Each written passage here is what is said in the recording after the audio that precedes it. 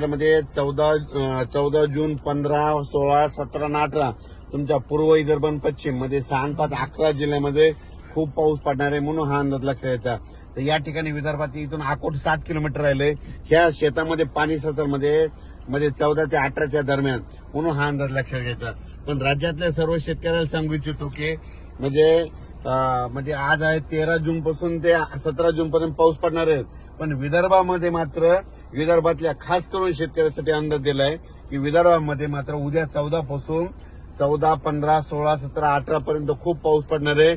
ज्यांचे शेत तयार आहेत नंतर तुम्ही तुमचा पेरणीचा निर्णय घ्या. पण त्याच्यानंतर तुम्हाला सांगतो आज देखील 13 जूनला देखील अकोल्याकडे पाऊस पडणार आहे. बऱ्याच ठिकाणी विदर्भात पाऊस पडणार आहे म्हणून हा अंदाज लक्षात घ्यायचा. पण काय झालं काही भागामध्ये पाऊस पडले नाही. तर तुम्हाला सांगतो विदर्भामध्ये 14 तारखेपासून चांगल्या स्वरूपाचा पाऊस पडणार आहे. उद्या दुपारनंतर तुमच्या विदर्भामध्ये चांगला खूप पाऊस पडणार आहे.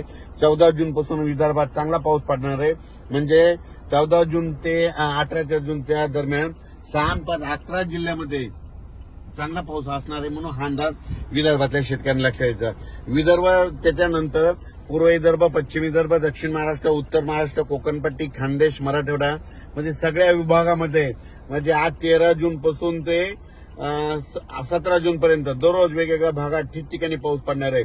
पण विदर्भात मात्र 14 पासून मात्र चांगला पावसाचा जोर वाढणार आहे म्हणून हा अंदाज लक्षात घ्यायचा. शेतकऱ्याला सांगू इच्छितो आता जे विदर्भात जे पाऊस येणार आहे उद्याचा 14 तारखेचा त्याच्यामध्ये विजेचं प्रमाण जास्त असणार आहे.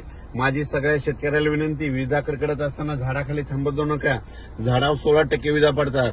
विजा कडकडत असताना आपले पाळीव प्राणी जनावरे झाडाखाली बांधू नका कारण की झाडावर खूप